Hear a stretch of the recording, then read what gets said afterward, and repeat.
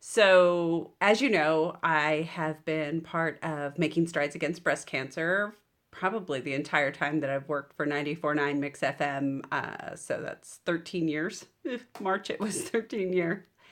Anyway, one of the things that I wanted to do this year that was a little different was I wanted to share about early detection because it's so very important. And I've been having mammograms since my mother was diagnosed. She was 51, I was 31. I had just had a baby. So the next year, it meant you are going to go get a mammogram. And I've been doing that from the time I was 32 until I was 40. I had them every 2 years. And then when I turned 40, it was every year. So I've had 10. And I just had my most recent one about a week ago.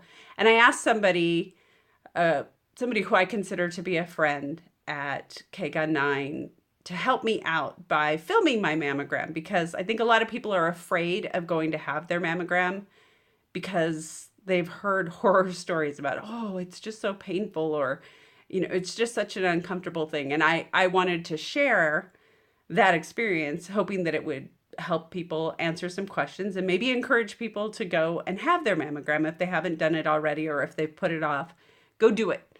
It's important. You're important, so it's important. And you'll probably see that coming up pretty soon. And I know a lot of people look at that and say, oh, yeah, easy for you to say. You just go and have your mammogram because you know that everything's okay. And so that's why I'm sharing this. Um, Things are okay. Don't get that wrong. I don't want to cause anybody to think that, oh no, something's terribly wrong. But I had to go back for a second mammogram because they needed to do something that they call a magnified mammogram on my left breast because there's been some change and some calcification. So I went back, they did the additional images, and the tech who I had done the original one with just a few days earlier was the same tech. So the two of us were working together to get just the right angle so that we could see what it was that they had seen. And then I met with a radiologist right after that who showed me the difference. So that's the one good thing about having mammograms every year is if there's any change, they can tell last year to this year.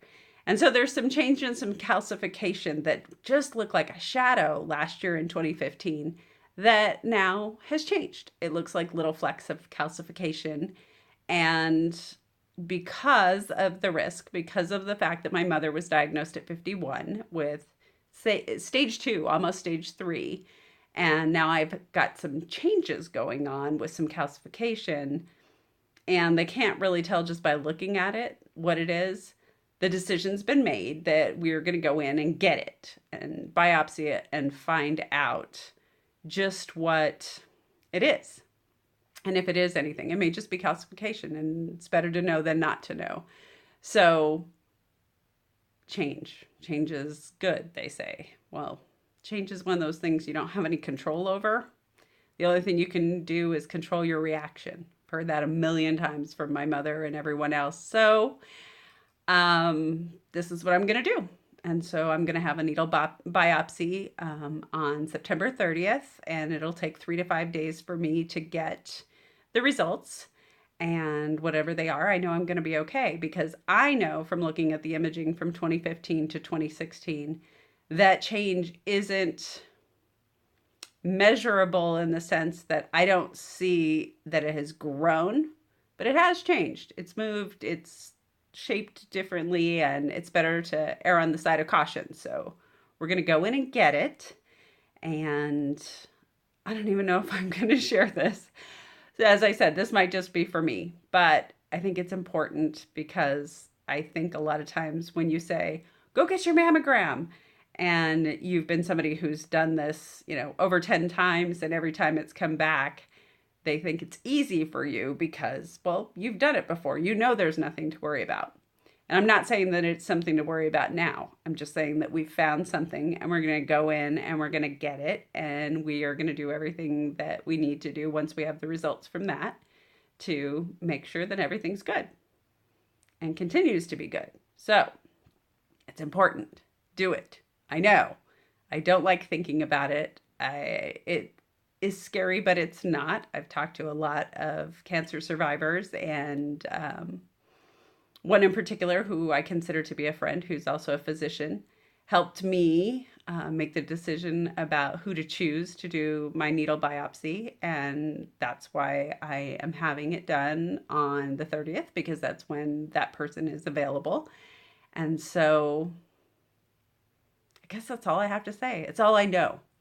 And I think it's important to have this documented somewhere and to make other people understand that, no, you're right, it's not always easy, but the unknown is worse.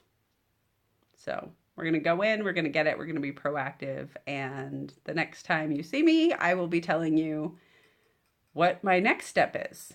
And don't believe that I think that this is something bad. I don't. I think it's good that we found something and that we were on it. So I shouldn't even say that, because the something is calcification at this point.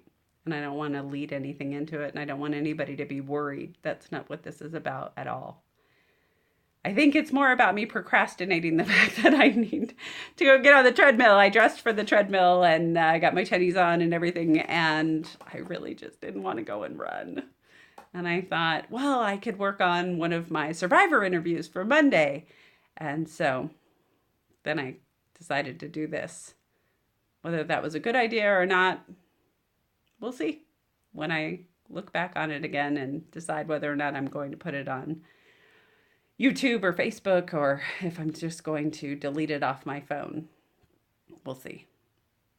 In the meantime, if I do post this, let me be very clear in saying that we are just 1 month away from Making Strides Against Breast Cancer Tucson. It's on October 16th. It's at Keno Sports Complex.